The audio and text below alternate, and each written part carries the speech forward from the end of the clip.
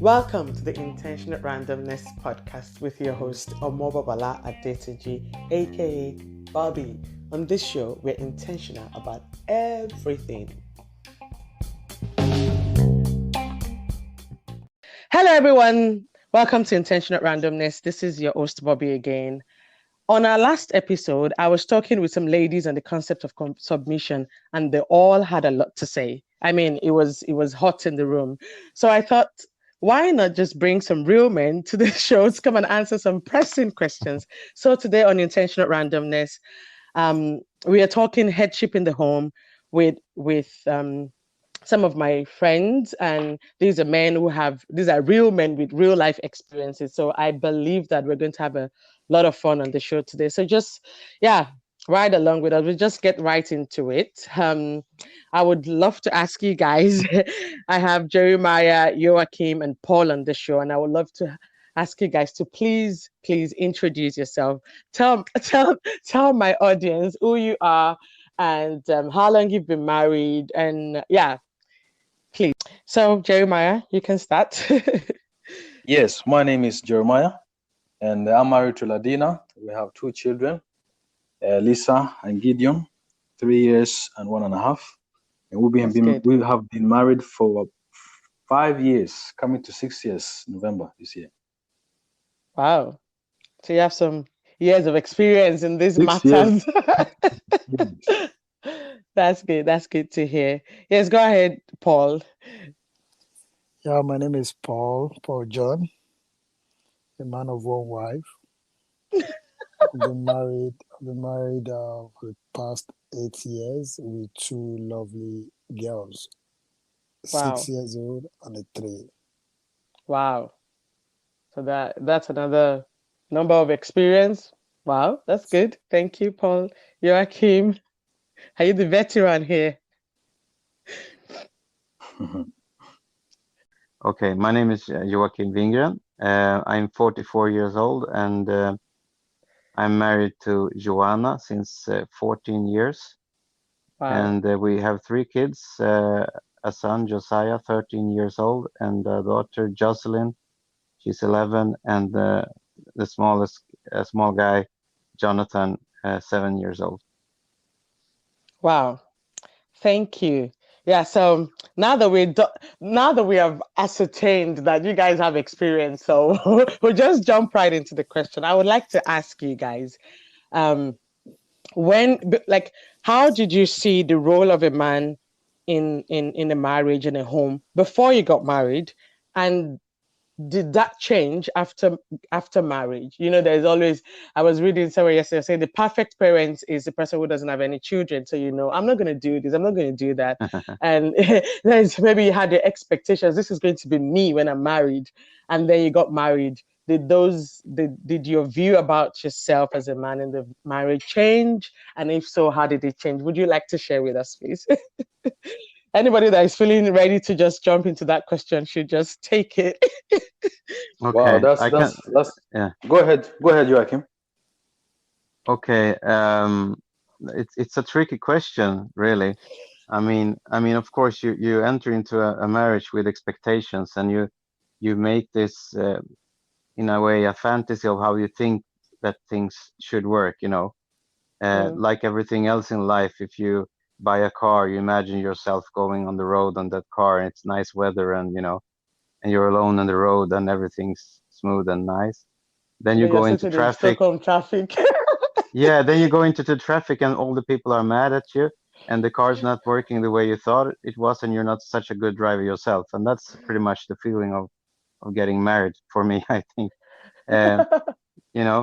Because marriage reveals a lot about your own character and personality, and your imagination about marriage and what you thought about it is kind of put to shame. And it's not negative, it's things actually get better because you get to know yourself better, and you get to know your spouse or your wife better as well on the journey. But it takes a lot of patience. So and also like myself, I can relate what Bobby is saying, that growing up, the men around you, the culture around you portray a certain image of a man, a husband. So you grow up, that's the image, that's the picture you have. That's how I'm going to be. You have certain examples you look up to. Ah, that's the figure I want to be. But by the time you get your own, you get there and you have your own experience, you realize, oh, this is different. So now you find yourself have to adapt yourself into that space, you know? Yeah, exactly. In this new life, you find yourself. And for me, it definitely has been that change, that you came in with one view and you realize, oh, okay, it's not the way I was told or the way I saw things from outside. It's different when you're in by yourself. Would you like to share the example of a view that you had before marriage and how that has changed now that you're married? Well, clear example, you come to the marriage and as a man, you are the one to, well, this is how things goes around. I set the standard. I choose everything. I pick that. But you realize in a marriage, for example, like in my own personally, we are two different people, coming from two different cultures. So that plays a big role of, okay, I must be adaptive in a sense, okay, hearing someone out. And even myself, coming from two different cultures, realize that, okay, I don't even know myself that well. So that has been something of something to learn with the years going by. That's good. Generally, for me, I've always told people that growing up is a setup altogether. Growing as a setup.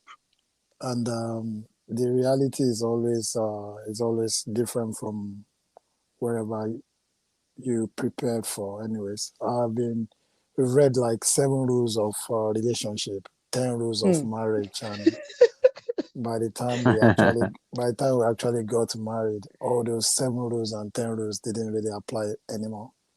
The example is, I never knew it's difficult to actually be the head of a home, especially from the Christian perspective, because it means you have to create some kind of altar for the family. You need to do morning devotions, nights devotions. I thought that was just a piece of cake. Not until the entire family is looking. So, Papa, when do we have morning devotion? And I'm still enjoying my sleep, and I'm like, my God, is this what I have to go through for years? Oh, yes. And you need to lead by examples. So it's a tough one. I mean, it's not something that you prepare for. But as Joachim and Jeremiah has rightly said, it's you get to discover yourself. You get to also maximize your potentials, and especially when kids are involved, because you need to. It's not enough to say just listen to me, because they do what you do. So even when it's not really, I think I've told Bobby before. Like, I told my wife that, do you want to lead this home? Because I will gladly give it to you. You said that. I thought you were joking. She said no, and she brought out anointing oil and anointed me for even further service. So I was like, okay, wow. Okay, let's go on then. So it's I mean, there are practical examples. I mean, that way, I think as we progress, I mean, all those examples will be shared. So I'll probably ask, how do you, like, now that, okay, you had the expectations, you had the role model, so to say, or the examples in the society around, and now you're in, your views have changed on some things, maybe some other views have been reinforced. How would you define that role as the head of the family? Because when I asked the ladies, they were telling me, oh, it's supposed to be like a CEO. No, it's supposed to be like this. How would you define the role of headship in the home? Like, what does it mean to you now as the head of your family? I mean, to me now, it's more like a servant leader role, because, and I know I might probably be borrowing that word from my discipline at Agile, because it's from project management. What is Agile? Project Agile management. Project management. I mean, like taking like a servant leadership role. It's more like there's no command and control. It's something that you need to steer carefully, and so I mean that has really changed for me.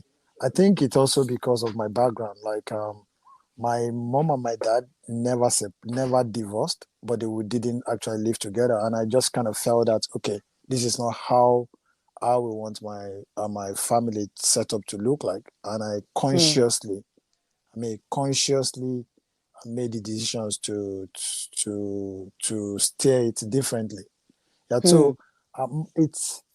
I mean, this might probably be just personal, but what I expected before getting married is not really far from what I'm getting. But Mm. what I'm getting, what I'm going through in marriage now, it's tougher. If I can, Wow. if I can, Yeah. and it's not like my wife is making me miserable. It's not. She's not. It's just that it's The weight of the leadership and responsibilities. exactly. Mm.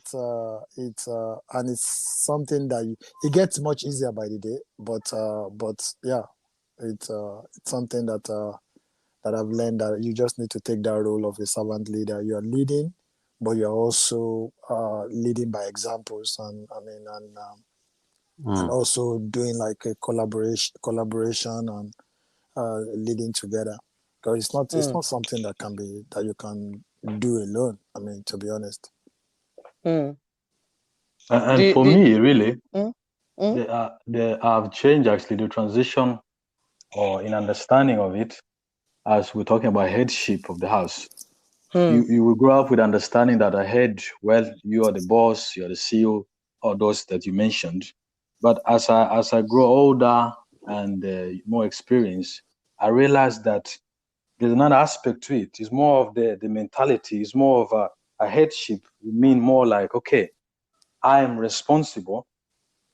I am spiritually responsible, accountable, and at the end of the day, answerable before God for my Yeah. family. Mm. So that's where the weight and the responsibility comes in to make sure that, okay, what is the purpose? What is the direction we as a family? How am I actually carrying what God has given me in terms of my Yeah. wife, my children? So that becomes more the way I look at the headship, not in the sense, of course, and then it plays out practically and different depending on every family. But that headship in terms of responsibility and answerable and accountable before God in terms of how I lead and direct my family. Mm. Mm. Or maybe sometimes maybe we actually feel that we are the one that is leading. Maybe we are not. Yeah. Because Yeah. the wife is the neck, right? They're probably the Yeah, head, that's and what Yeah. they we are the say. Yeah, head. like Yeah. it's That's just the true. next sense. Oh, Yeah. yeah, if you said that's true. Do you think that the women stay a lot in the secrets? Mm. Yeah. Yeah. I mean, it's true. I mean, you ask yourself a lot of times during these 14 years, at least I did, am I leading the family or am I just following my wife? You won't be the only one though. No, Yeah, but it's a, Is it a question of yeah, happy wife, happy life? Just do yeah, as yes, no, happy. yeah, exactly. trust Yeah, me, trust yeah, me. But I think Jeremiah did touch on something because I don't know. I think I've shared these ones with. I don't know if I've shared it with Bobby though. Biologically, if we don't spiritualize it, everything is Mm, spiritual, right? But mm, biologically, men are wired differently. I mean, compared to how women are wired. women. I mean, men we are more like we are more objective in terms of we're less emotional in terms of decision Mm, making. And mm, I discovered this. I mean, like I discovered this just last year after almost like 8 years in marriage. Like I allowed my wife to manage all the finance. I just work and just manage the finance. And because I have this impression that she's probably better with money compared to me. So, but I woke up with shock reality that, okay, where are the money? Where is it going? So my wife turns to me and says, baby, but I'm not good with money. I'm like, what? And I'm just knowing this after 7 years. Wow. So I took that the finance part, steering it differently. So and most of the times because what I discovered they're more emotional. I mean she's more emotional towards the kids. So if the kids need this, they buy this. If they need this, they buy this. But for me, I can tell them, no, I don't think you need this. I mean, I'm always the one that say, Papa ain't the best, but Mama is best. What that means in English is this: Papa is not that good, but Mama is good. And the reason why Papa is not that good is because I deprive them of, you can't get this, you can't get it, you can't get this.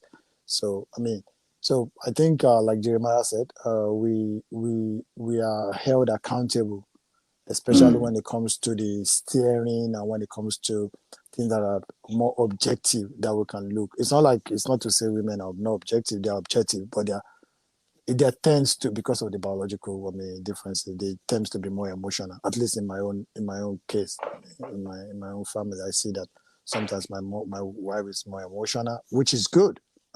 Which is good. But so I just need to.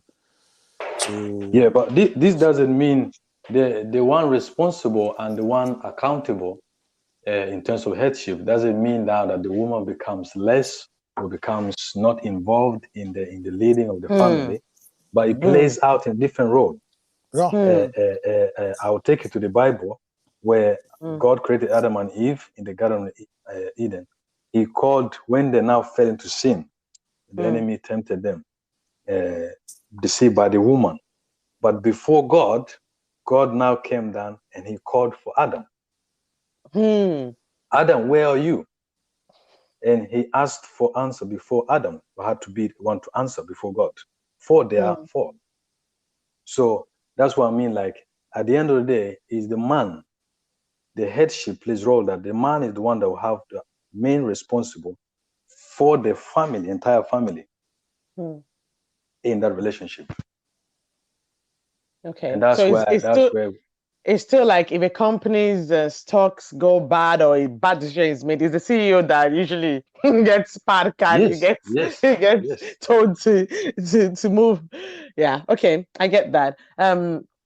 So you all agree that it's the responsibility, it's taking charge of some things.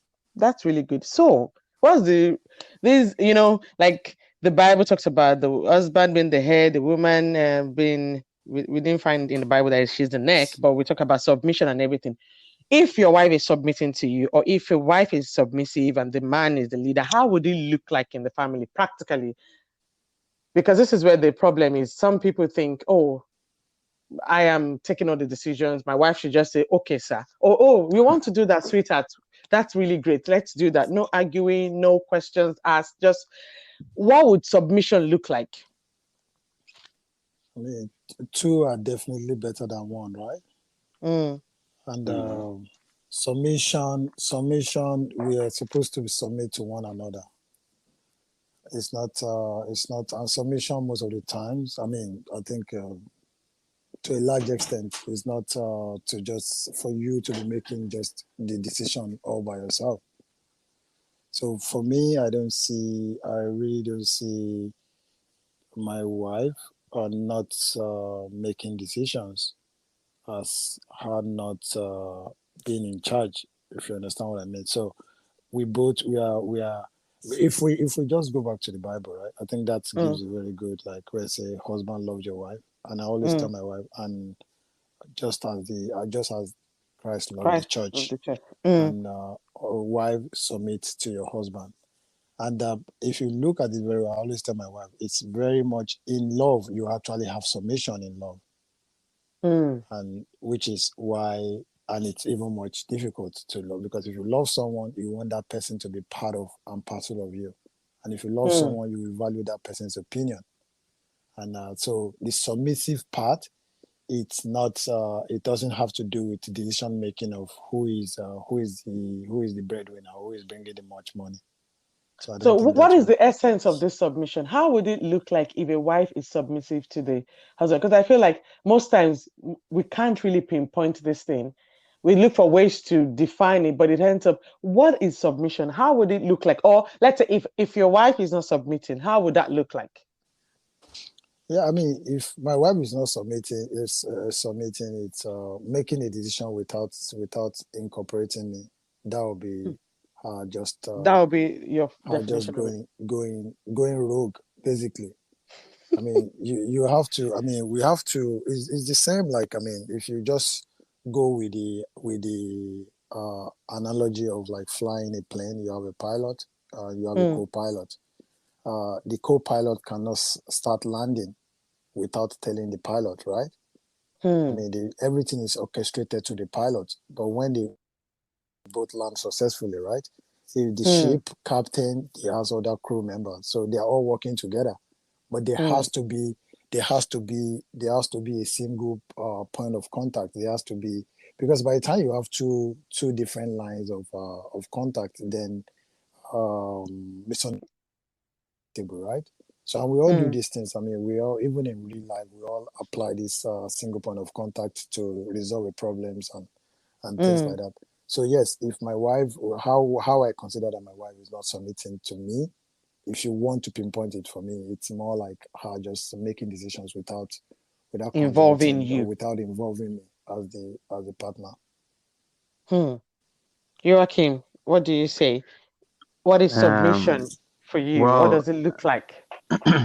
in general, I agree with Paul here, but um, what does it look to me? Submission. I think it's easier for a wife to submit to her husband if he's a good leader, if he's a good example, like both Hmm, Mm-hmm. both of the other guys here said previously. I hmm, mean, it's easier to follow someone that you trust.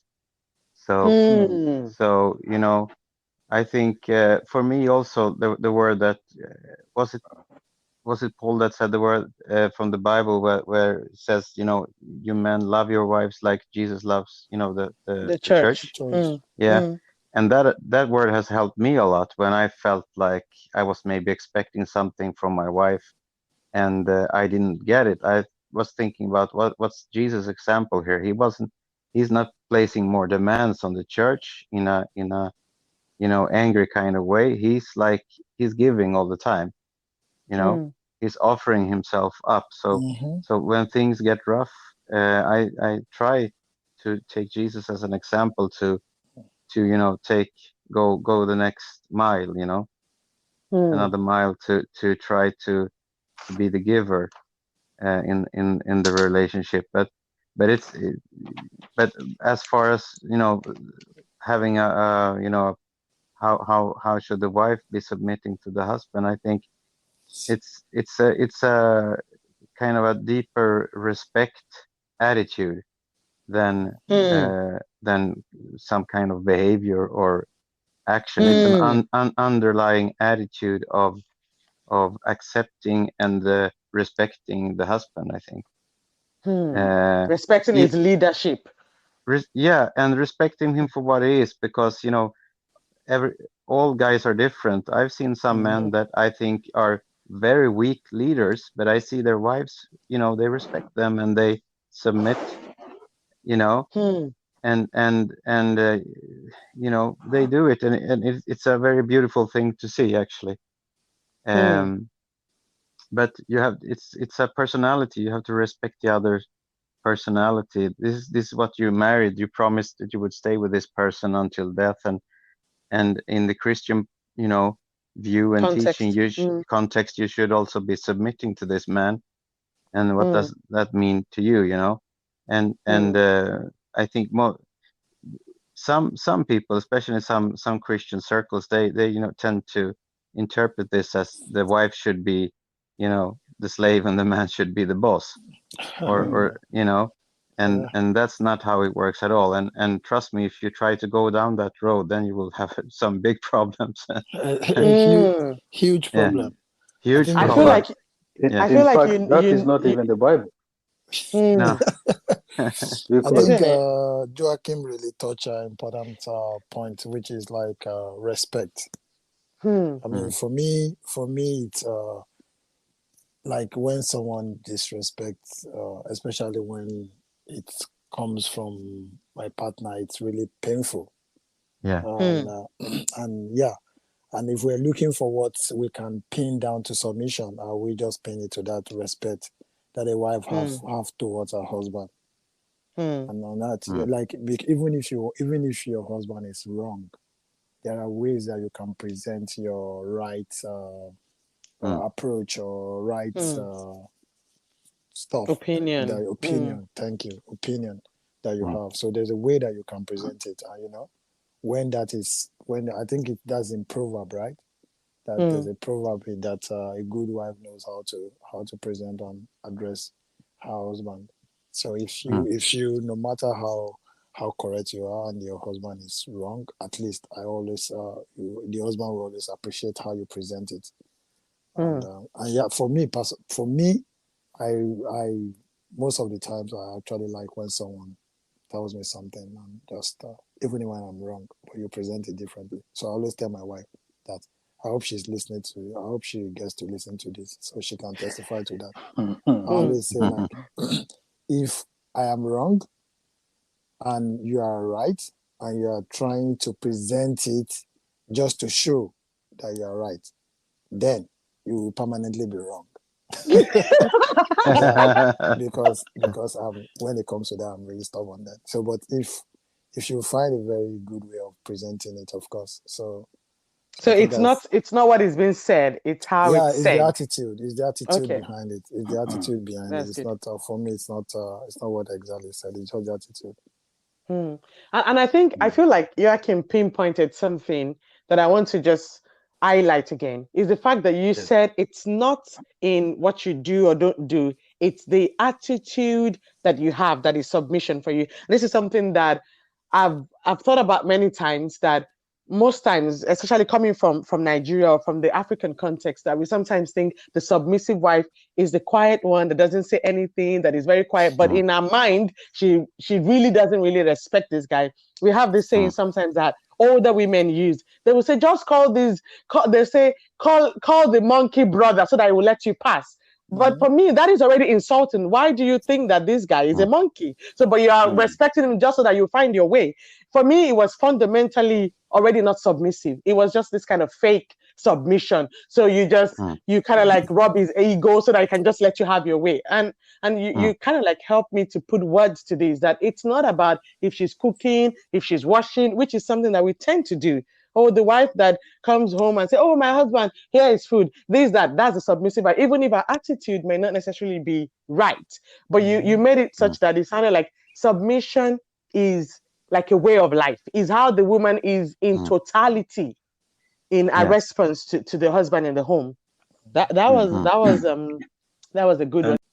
And when you look in the Bible, actually, because the word submitting today in the modern world is a negative one. I think Joachim said it's more like a slave, you know. You men are expecting a slave around your house. But that's not the biblical context of it. In the Bible, at that time, during the Roman Empire, women, children were considered as objects. Men were owning them. They were slaves that time.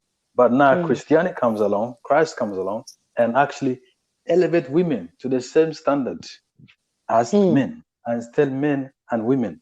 In fact, Ephesians chapter 5, verse 21, it first says, submit yourself to one another. And then it says directly to the wife, wives, submit yourself to the husband. To your own husband. Yes. So is the Bible, Christ, God as honoring women by asking them to submit themselves to their husbands. Because as they're doing that, they are actually serving Lord Jesus. So is an elevation, is lifting them up. So today, modern understanding of the word submission is a wrong. It's not in accordance to the Bible. But just like Joachim said, it is more in attitude than in behavior. You know, that's very important. It's someone aligning themselves. Someone that aligned himself with the same. It's like the woman and man come to the same page, at the same stage, and we are going the same direction. How can two work together unless they agree? They agree. They are one. Yeah. Wow. That is really good. I think if there's anything that from this conversation, a lot of times we try to define it this way, but I think what I'm getting from here is it doesn't matter how it looks like in each marriage. Different marriages will have different kind of constellations, but what is most important is the attitude that the head has as the head, and the attitude, the mindset that the woman has as the wife and the one that is supposed to submit. Those are the things that matter. Then it doesn't really matter if the husband is cooking for the wife or the wife is bringing money in or whatever it is that is happening in the home. It's how they look at their union together. Okay, you are the I think Paul used a very good analogy, the main pilot and the co-pilot, but they're both piloting this plane, but the co-pilot will not do something without the main pilot, like what they say in Swedish, godkänna, like agreeing and vetoing it and saying, okay, yeah, let's go ahead and do this. Really good. I really like that. We're going to take a break. Have a common goal. Yeah, and have a common goal. That's very important. Yes. We're going to take a break, and then when we come back, I want to get into the traditionally defined roles that we have for men and how you guys look at them. I really want to get your input on that, but we will be right back, and we'll get onto that. Thank you.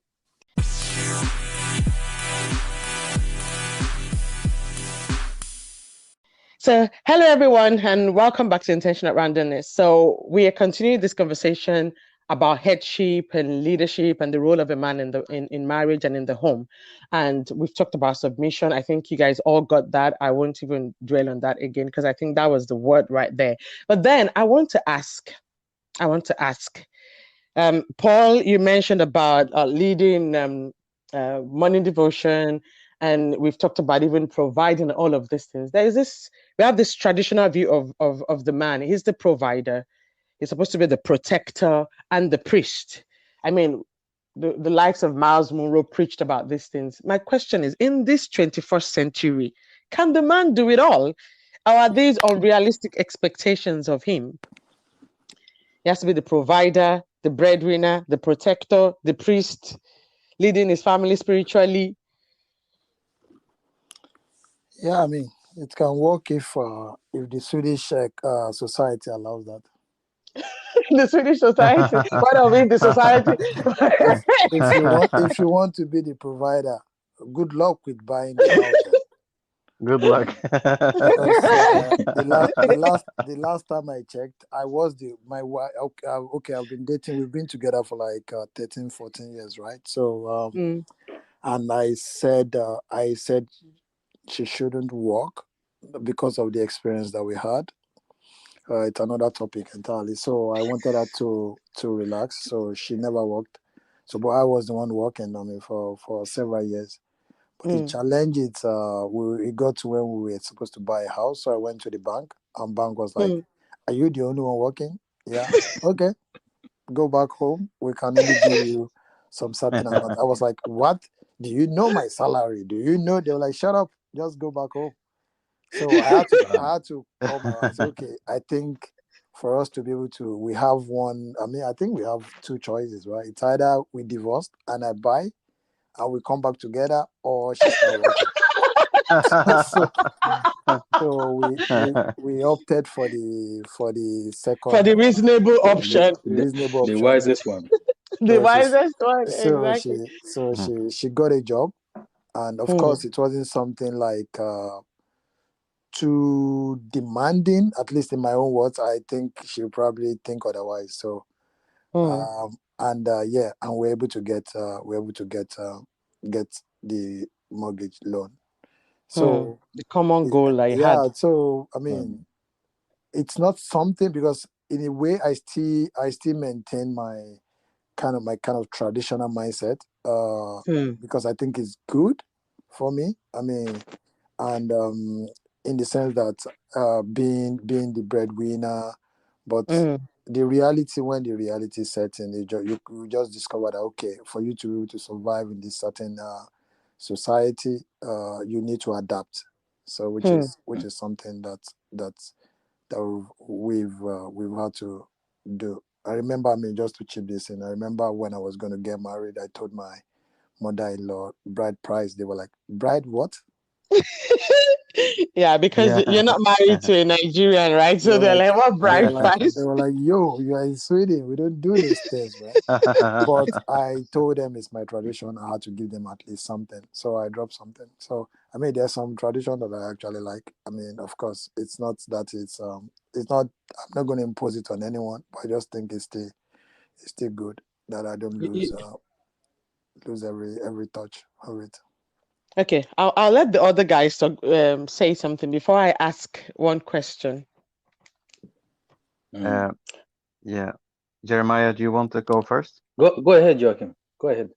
Well, I think the question is, you said, can the man do it all, be the provider, the protector, and the priest, all at Yeah. the same time? And I would say that that's the answer to that one, for me at least, is a kind of a spiritual question, because it's unattainable to be everything at the same time. But we see that a lot, in a Christian context in the Bible. God requires a lot from us that we actually cannot do, but God enables us through the Holy Spirit to live the life, that's pleasing to Him. And I found it that way in my marriage, that I need God's power through the Holy Spirit to be able to take care of my marriage, my family, in the way I'm supposed to. So God kind of enables me to be the protector, the provider, and the priest at the same time, and in each moment that needs a special kind of role for these matters. So that's how I feel it. But then the first two, the protector and provider, I think I'm just talking very subjectively from my own life now, but I think in my life it comes very natural. It's like instincts. I think most men have it.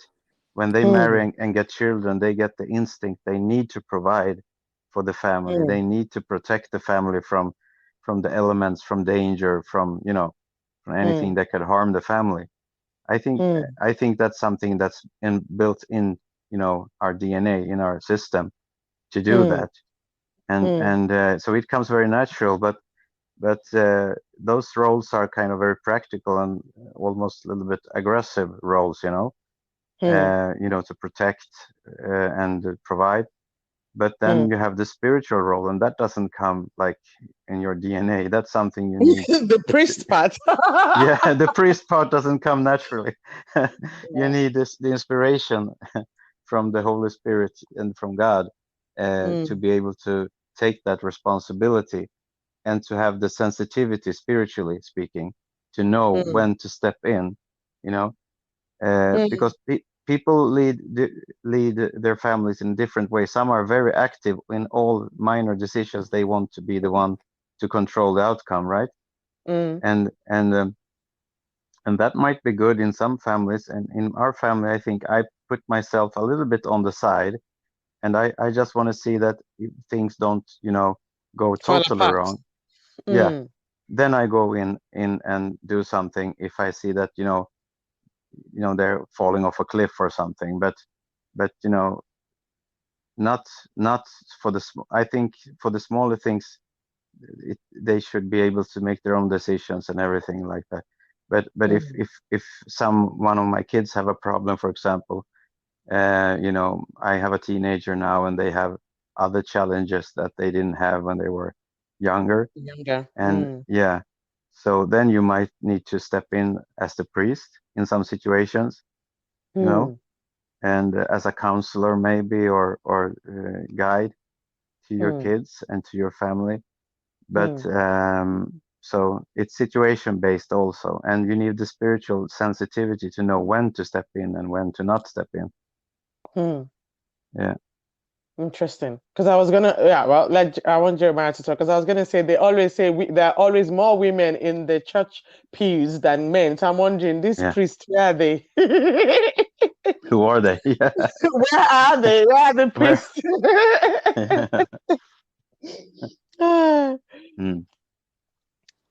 Jeremiah, did you want to add to that?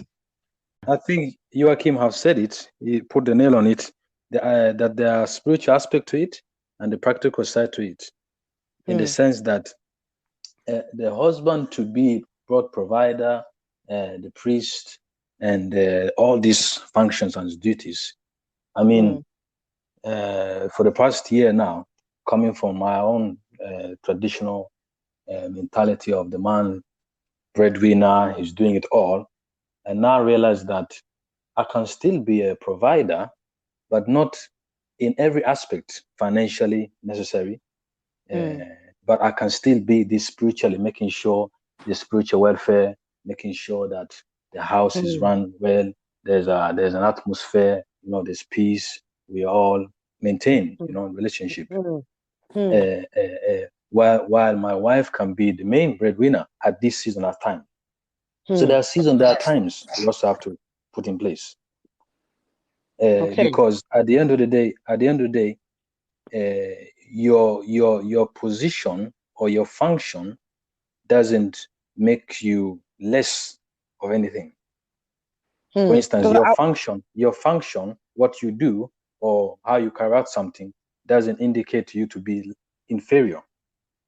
mm, As a man now, because I'm home now, cooking, cleaning, taking care of the kids, I'm not less of a man because of that. I'm not less of a provider. I'm not less of Mm. the priest because I'm doing all these things that are supposedly for women, for the wife. yeah, you just helped me into my next question because I was going to say that do men need help or do they want to do it all alone? Does a woman helping emasculate a man? And I'm asking this question because I've had issues where women have come maybe to say, but he doesn't want me to work or he doesn't want me to do anything because it feels like then my shoulders would be high or I would not respect him, or the man feeling like, no, in fact, I went to a wedding and there was a guy that was giving advice to this couple and he was telling them, don't listen to anybody. You have to maintain your position in the family and you make sure that you're the only one bringing in money. And I was wondering, okay, this advice now, what are we going to do with it when it's time for this guy to maybe be on parental leave like Jeremiah is? Will he think,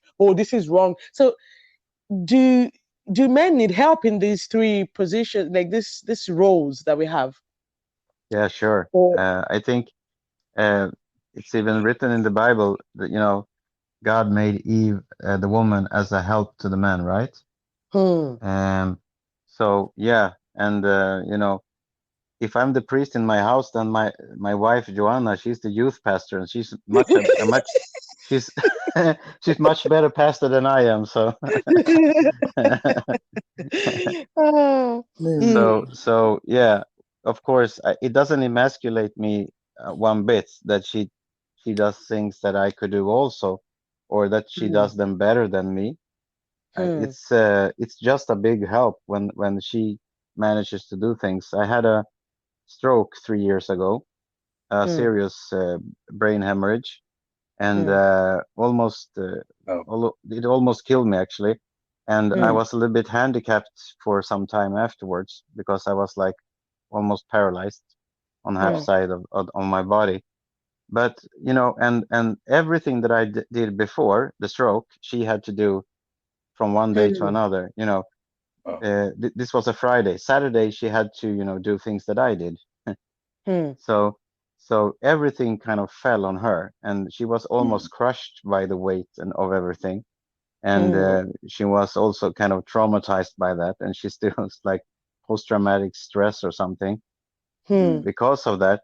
But I'm not sure where I'm going with this, but she manages to, help. she yeah, by that, tragic event, she rose up to another level.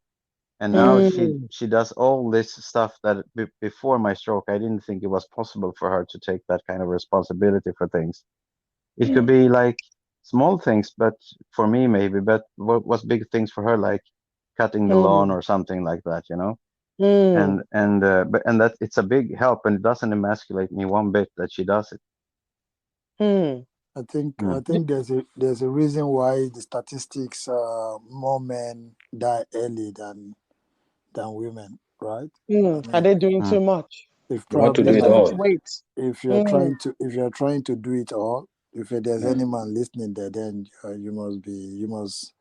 I don't want to say you must be silly, but you shouldn't. It doesn't take anything away just to ask for extra help. I mm, mean, it doesn't make you mm, less of a man. yeah. mm, Though I'm an engineer, but I can tell you my wife is a better engineer when it comes to. I can't remember changing the light bulb. I don't mm, even know like how to fix a bike, but she does all those things, and I enjoy it so much.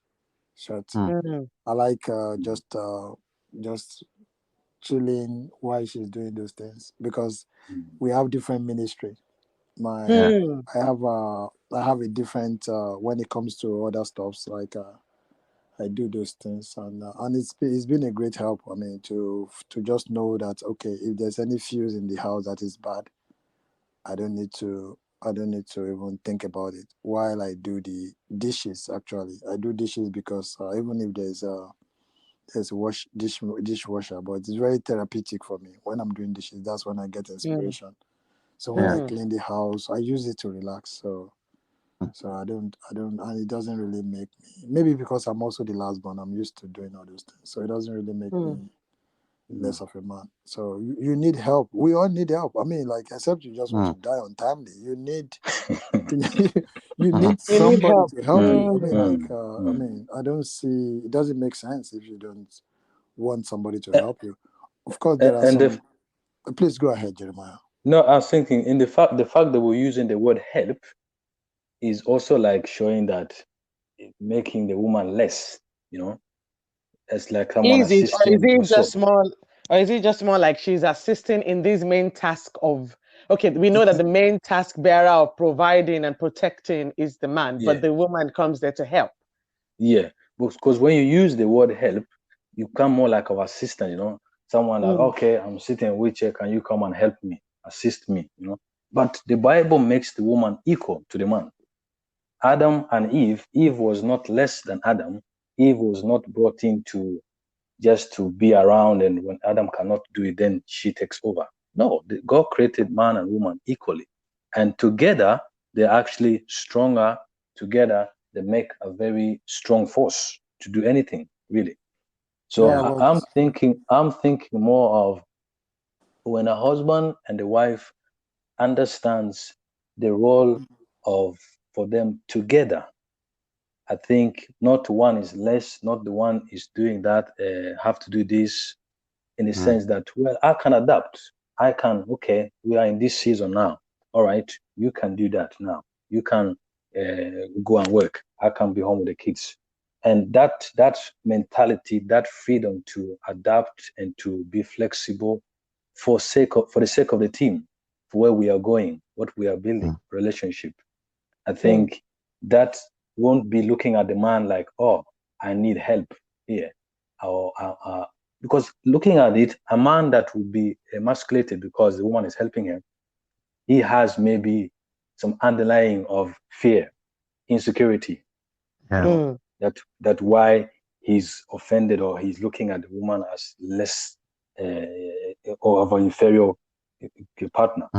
Him getting help. But let me ask a question though, Jeremiah. I was gonna say, like, I mean, the ontology of help is what do you have a problem with help? I don't get that. I mean, like, I didn't really get that clearly.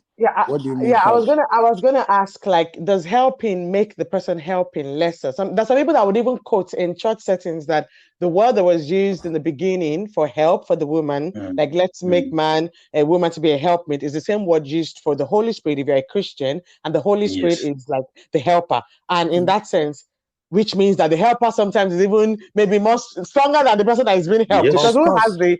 So that's why I'm asking, like, does helping really make the woman lesser, or is just a word we use to say that this person has the main responsibility? It's like, okay, I can give an example in our house. I have the main responsibility of cooking, but my husband helps with cooking sometimes, and he has the main responsibility of providing, but I help with providing sometimes because I work. In the sense that if, for example, I should lose my job today, I would probably not have as much headache as my husband will have in terms of, oh, how are we going to hit in this house? Because my brain just doesn't feel like that is my main responsibility. It doesn't matter how much I'm earning or not earning, but I feel like at some point, even if I decide I don't want to do anything tomorrow, this man, you just have to go out and look for money for food in this house. You know, that kind of a thing. The same way, my husband can help me with cooking. He can help with cooking in the house and everything. But in a way, if you ask who cooks in our house, even my children will say, mommy, just because it's something that I do more often. It's something that comes much more natural to me. So in that sense, will it be like that? That if we say that somebody is helping, it's more like it's maybe not their main responsibility, but they come in and they do it sometimes when it's needed in the home. Yeah, I don't see a problem with using the word helper for. I mean, if you have a 1,000, no, there's no problem with the word help. The way we are interpreting it, the way we understand it, is we're making it someone less. No, because we'll be helping our husbands to cook. No, but that's not. Makes. That's not how I see that, though. No, not we. I think many people that have struggled in the Okay, you mean marriage, like in the where the husband, you mean society? like, why the Okay. husband Hmm. does not take help from the wife. but there's a lot of things in the society that they're getting wrong, right? So, Yeah, but that that's like, the thing. Like our society sees like the helper as somebody that is lower. Meanwhile, Yeah. that is not the case. at No. all. Is that No, yeah? no. Okay. Yes. You can try it out. Go and carry 200 kg and ask for help, and the person that is helping you tell the person is inferior to you, and the person drops the 200 kg on your leg, boom. Yeah. Then you will know who is in charge and who is not in charge. So if you want help, you ask for help. It doesn't make anybody inferior. I think people are just getting the wrong ontology about the word helper. Yeah. That is very important because I mean, this is something that I believe that a lot of women struggle with it and a lot of men struggle with it. Before I saw a lot of men that didn't want to receive help from their wives. And these days I've even seen women that just expect to sit at home and this guy goes and has to bring everything. And, there's a demand. Are you not going to do this? Are you not going to? And it's like, what are we really, like, how do we understand these roles and responsibilities? Interesting. That's very, very interesting. So another thing that causes like maybe rancor when it comes to the sorry, can you hear me? Yes, I hear you. I can hear you. It was cracking up there for a while, but now I can hear you.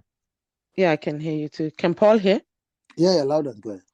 Yeah, good. Now he's back. Okay. So there's another thing that I think a lot of couples struggle with, and this will probably be my last question to you. So you're having a conversation at home, or you want to do something in the house. Okay, maybe even like you want to buy a house. Like we can use that example because Paul used it, and you have an opinion on what to be done, what should be done, and then your wife also has an opinion. Does having a contrary opinion to you mean that she's undermining you? Because that is something that happens a lot as well. That maybe men can feel undermined by the wife's opinion if it's not really in alignment.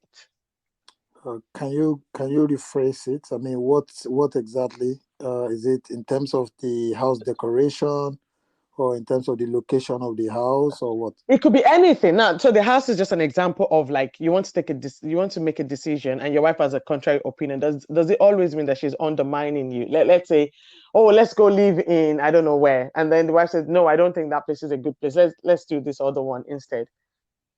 Yeah. To be honest, I really don't understand why most people feel that, or maybe there are few people that feel that we all have to be saying the same thing. I mean, when I say something and my wife doesn't even challenge it, then I'm kind of skeptical. I'm like, baby, what is happening?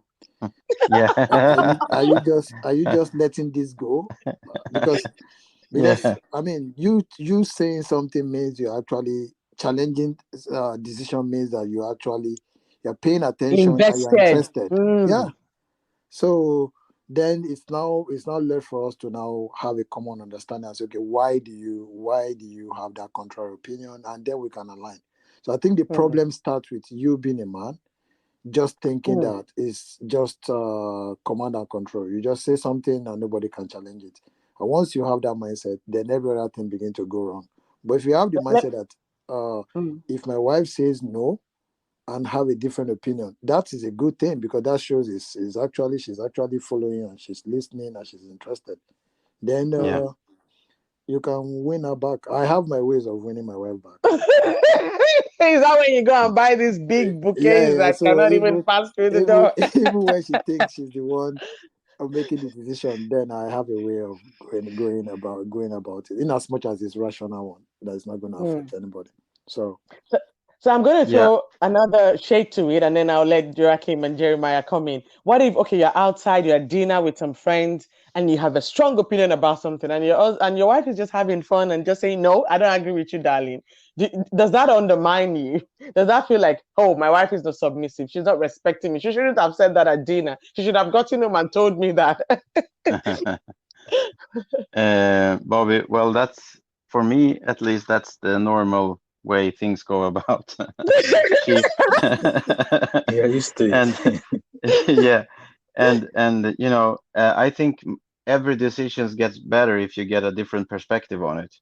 So Mm, so if I want to do something, I have an idea and I present it to her, and she usually has another idea or some other perspective on it, and mm, that usually results in a better product, so to say, a better decision in the mm. end, you know. Wow. But you know, if she just goes, you know, like, yeah, okay, with everything I say, I will be like, are you sick? Are you sure? Do you really? Yeah. Are you angry? Because that's the only time that she agrees with everything is she's angry with me. Yeah, whatever you want, you know. But Then it's Joaquin, then is yeah. that if done in public also? Do you? Because I don't enjoy the public part though. For me, Yeah, it depends on what kind of issue it is, of course, Yeah. but usually she don't agree with me anywhere. It doesn't matter where we are. That's the funny thing when you're so different, but you have a very fantastic marriage. Because I know both of you, and I know Yeah. people that have looked at me and my husband and said, I don't know what you guys are. I don't know how you guys do because we are so different that we have. I never agree with him. He never really agrees. We're on totally different pages about things, but we Yeah. work very well as a family because maybe because Mm. we have the same attitude to goals as a family, what we want to do. Yeah. But we are so different in Mm. personality that we never agree on anything. Mm. Yeah. Yeah. That's so funny. You And know, that's it. That's it, Bob. Go yeah, ahead, Joachim. when I'm Go ahead. when I married, sorry guys, when I married my wife, you know, in the beginning, we thought, you know, we're the most alike persons in the world. We think alike with everything, you know, That was when and the butterflies were in your stomach, so you thought alike. yeah, yeah, yeah. So now 14 years later, I understand that that's not the case, but so but I sincerely think that everything gets better if you get a different perspective on it, Mm, and the wives are expert, you know. In Sweden we say sakkunniga in the professional business, you know. Yeah, mm, they're experts in their field of putting another perspective of any question, you know. Mm. mm, Usually you think about an idea, and then you present it, and the wife goes like, I don't agree fully because of this and this and this, and maybe we should do like this and this. What do you think about that? And then you kind of get in a new grip on the thing, and you're like, yeah, mm, we can do that, and then we could also do this. What do you think? Yeah, that would be nice. And then you have a totally different, you know, decision than from start, but mm, it is much better decision. Yeah. mm. Mm. Great. And personally, I mean, like you said it, Bobby, depending on the issue, of course, and how you feel about how strong you feel about it. But once it's about direction, once it's about a purpose, and you guys Mm, can agree on the common goal, what you're about. I mean, it takes a little bit of humility from the man. And personally, Mm, I mean, I've learned so much that yes, you're so strong minded about certain things, and then she says something that is complete opposite or against it. And it takes a little of humility to be like, okay, let me hear you out. Why do you say that? You know, mm, and listen mm, and reflect and give her space to share her views. And then you find mm, out down the line, oh, maybe it wasn't that bad of idea, you know. So it gives you, mm, like Joaquin was saying, give you a different perspective. And I mm, think it was Paul that said it. Women are wired differently emotionally. They will see different things from different angles that we might not have seen completely. So mm, personally, I've learned so much to humble oneself and to listen out. And in that mm, listening process, you also learning about yourself, about your wife, mm. and together you make a better decision. Wow, that's really good. Thank you for Mm. that. I had a question to ask you guys, but I think you've already gotten into it in some of your conversations, talking about we talk about okay, the man is the head, and then especially in Sweden, where I don't even know if this is a mainstream thing in Sweden. I mean, I don't have to be a Christian in, let's say, in Nigeria where I come from, or in some other countries to know that okay, the man is the head of the family. It's not something I hear so much in Sweden or in the Swedish context. So maybe I'm even wrong to say that in like let's just assume that okay, we live in a society that believes that the man has headship, but at the same time we live in a society that believes in equality of the genders and everything. And I think sometimes in the church, in the Christian settings, there are people that still struggle with this. How can you say this equality thing when I'm supposed to be the... Is there a way that this is best reconciled? Headship and equality. I know Jeremiah has touched a little bit on, oh, men are like, we're all created equal. How do we reconcile this issue of, I know that I'm created equal, but I'm supposed to submit. I know that I'm created equal, but I'm supposed to lead. Why can't she also... I can ask you 10,000 questions. You say I'm already rambling. That people say, why can't she also pay for the first date? And why can she do this? And why can she open the door? Why can't she cut the lawn? And you see women doing everything that traditionally men are supposed to do. How do we reconcile this issue of headship and equality of the genders? Where is the balance for us, especially as believers? How do we balance these different principles? And the church went quiet. I think you might have to organize another podcast for this, because this is this is not something that we take like 5-10 minutes, because I mean, when you touch on headship and gender equalities, I mean, there are different dimensions to it. Yeah, that's the thing. But just give me maybe one sentences that could help, and then that's where we wrap it up. And then we're going to have that conversation again, because I think it's very important to have it. I remember when I talked to the ladies, we were talking about feminism and all of these things, and a lot of things came up. And there were people that later told me, but why are Christians always against being like feminist? And I was like, I don't know, maybe because sometimes you really don't know what this movement is about, you know. Okay, I will tell you, I will say, I believe in gender equality, because it does not, most of the time, it does not guarantee the equality of outcome, right? Yeah. So that will be my take on that. And of course, it depends. One thing I've been trying to do, I mean, during this talk, is to not to spiritualize everything, because I don't know if the audience are also like have Christian background. So I'm trying to be as practical as possible. Of course, I know there are spiritual inclination to most things, but I want to be as human as possible. So it does not, for the fact that we've been able to, during the course of this podcast, we've been able to establish that submission is not the way we look at it. And Jeremiah has also said something that is not the way we look at it. I think one of the things, we always fall into this catch-22, that anytime we hear submission, it connotates bad stuff. Anytime we hear helper, it connotates the other way, that I'm not equal. I'm less of her. Once we can just expunge that part and now see it differently, then we ask this question again. Then it's going to make sense, right?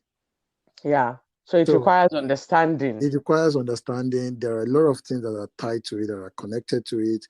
Once those things are brushed, then, I know you and I have had this conversation before, I don't believe that a man and a woman should be doing the same job and one of them should be earning less.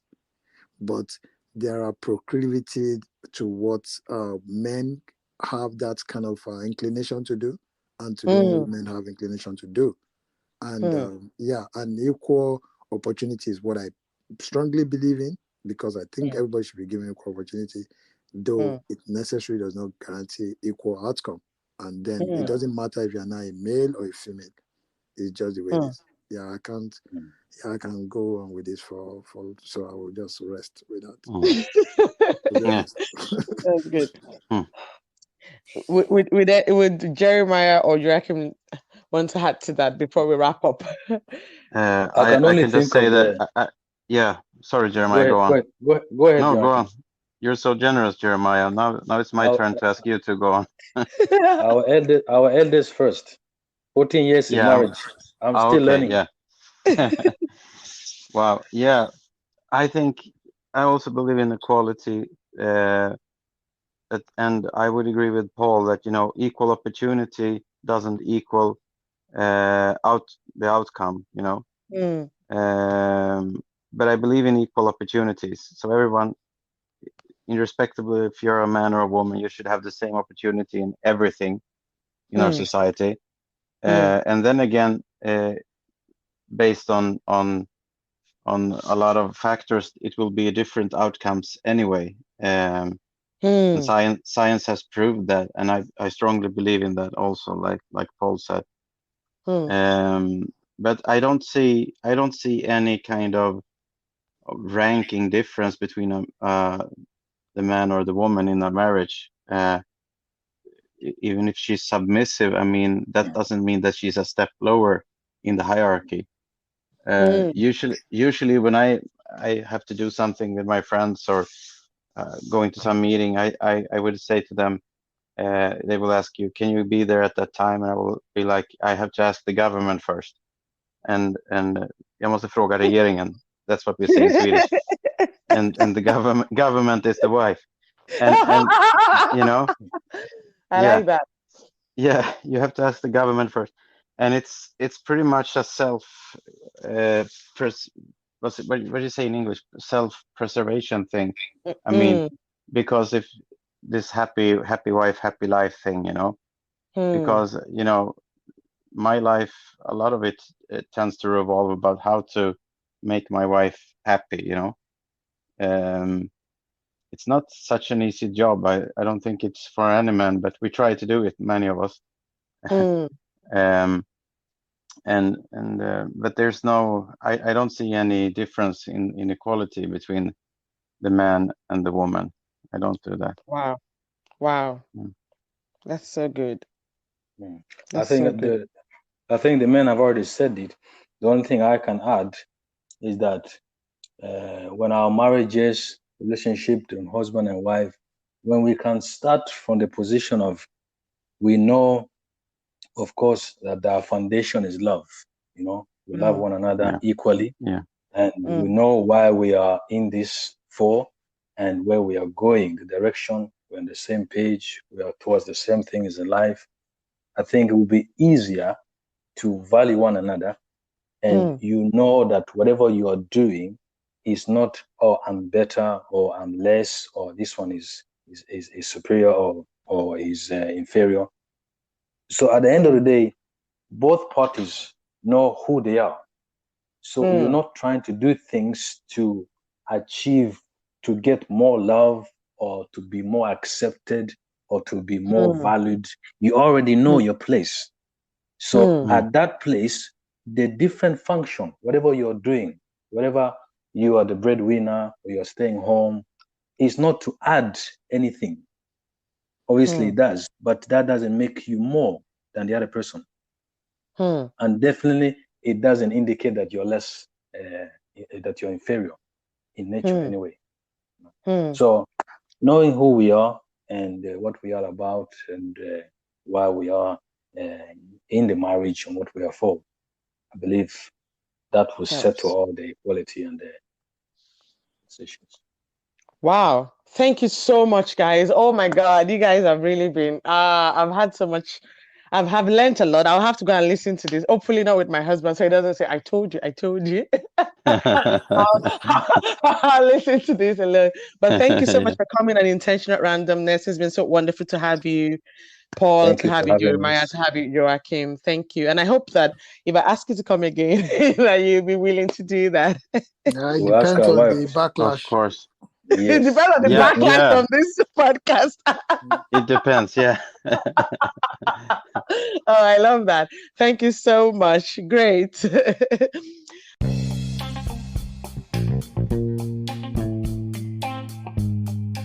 I am sure you have enjoyed listening to this episode.